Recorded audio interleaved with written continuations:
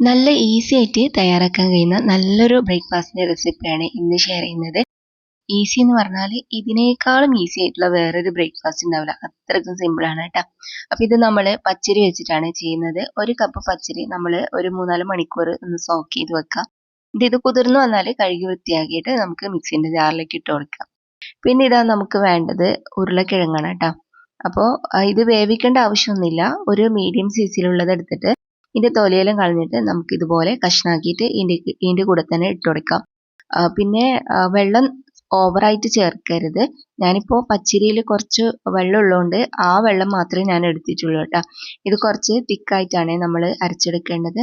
ഇനിയിപ്പോൾ നമുക്ക് ഒരു ഉള്ളി ഇതുപോലെ ചെറിയ കഷ്ണാക്കിയിട്ട് ഇട്ട് കൊടുക്കാം.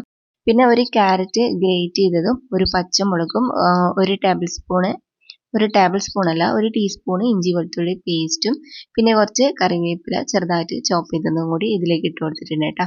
അപ്പോൾ ഇനിയിപ്പോൾ നമുക്ക് ഇതിലേക്ക് കുറച്ച് ഉപ്പിട്ട് കൊടുക്കാം. പിന്നെ കുറച്ച് ബേക്കിംഗ് സോഡയും കൂടിയാണ് കേട്ടോ നമുക്ക് വേണ്ടത്. കുറച്ച് ചേർത്ത് കൊടുത്താൽ മതി. എന്നിട്ട് ഇത് നല്ലപോലെ മിക്സ് ആക്കിയിട്ട് എടുക്കാം. അപ്പോൾ ഇതാ ഞാൻ നന്നായിട്ട് മിക്സ് ആക്കി എടുത്തിട്ടുണ്ട്.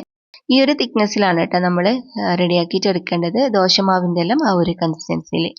ഇനിയിപ്പോൾ നമുക്കിത് റെസ്റ്റ് ചെയ്യാനൊന്നും വെക്കേണ്ട ആവശ്യമില്ല. നമ്മൾ ഒരു പാത്രം ചൂടാക്കിയിട്ട് അതിൽ ഒരു സ്പൂണ് മാത്രം ഓയിൽ ഒഴിച്ചു കൊടുക്കാം. ഓയിൽ ചൂടായിട്ട് വന്നാൽ നമുക്കിതിലേക്ക് മാവ് ഒഴിച്ചു കൊടുക്കാം. 1-1.5 തവിയോ മറ്റോ മാവ് ഒഴിച്ചു കൊടുത്താൽ മതി. എന്നിട്ട് നമുക്കിത് മൂടി വെക്കാം. ലോ ഫ്ലെയിമിൽ വെച്ച് കൊടുക്കണേ, എന്നാൽ ഇതിൻ്റെ ഉൾഭാഗം നന്നായിട്ട് വെന്ത് വരും. കുറച്ച് സമയം കഴിയുമ്പോൾ തന്നെ ഇതുപോലെ നന്നായിട്ട് പൊന്തി വന്നിട്ടുണ്ടാവും. ഇനിയിപ്പോൾ നമുക്ക് ഇതൊന്ന് മറിച്ചിട്ട് കൊടുക്കാം. അപ്പോൾ ഇതാ ഞാൻ ഇത് മറിച്ചിട്ട് കൊടുക്കുന്നുണ്ട്. ഇത് അടിയിൽ ഒട്ടിപ്പിടിക്കൊന്നുമില്ല, നമുക്ക് പെട്ടെന്ന് തന്നെ മറിച്ചിടാനെല്ലാം പറ്റും. എന്നിട്ട് കുറച്ച് സമയം കൂടി നമ്മൾ മറ്റേ സൈഡ് ഒന്ന് കുക്ക് ചെയ്തിട്ടെടുക്കാം. അപ്പോൾ ഇത്രയേ ഉള്ളൂ കേട്ടോ, നമ്മുടെ ബ്രേക്ക്ഫാസ്റ്റ് റെഡി ആയിട്ടുണ്ട്. അടിപൊളിയാണ്, പെട്ടെന്ന് ഉണ്ടാക്കാൻ പറ്റുന്ന നല്ല ബ്രേക്ക്ഫാസ്റ്റ് ആണ് കേട്ടോ.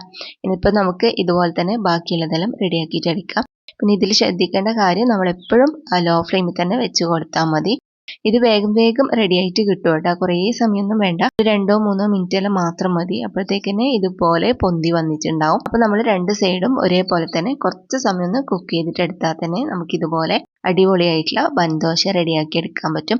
നല്ല ടേസ്റ്റ് ആണ് കേട്ടോ ഈ ഒരു രീതിയിൽ ഉണ്ടാക്കിയാൽ. നിങ്ങൾക്ക് വേണമെങ്കിൽ തക്കാളി ചട്നി ഉണ്ടാക്കിയിട്ട് അതിൻ്റെ കൂടെ കഴിക്കാം, അല്ലെങ്കിൽ ഏതെങ്കിലും കറിൻ്റെ കൂടെ വേണമെങ്കിൽ കഴിക്കാം. അല്ലാണ്ട് ഇങ്ങനെ വെറുതെ ഇത് കഴിക്കാൻ തന്നെ നല്ല ടേസ്റ്റ് ആണ്. പിന്നെ ഇതാ ഇതിൻ്റെ ഉൾഭാഗം കൂടി ഞാൻ കാണിച്ചു തരാം. ഉള്ളിലെല്ലാം നല്ലോണം കുക്കായിട്ട് ഇതുപോലെ ആരെടുത്തിട്ടെല്ലാം കിട്ടുന്ന നല്ലൊരു ബൻദോശയാണ്. ഇന്നത്തെ റെസിപ്പി നിങ്ങൾക്ക് എല്ലാവർക്കും ഇഷ്ടമായിട്ടുണ്ടാവും എന്ന് വിചാരിക്കുന്നു. വീഡിയോ ഇഷ്ടമായാലും മറക്കാതെ ലൈക്കും ഷെയറും കമൻറ്റും ചെയ്യണേ.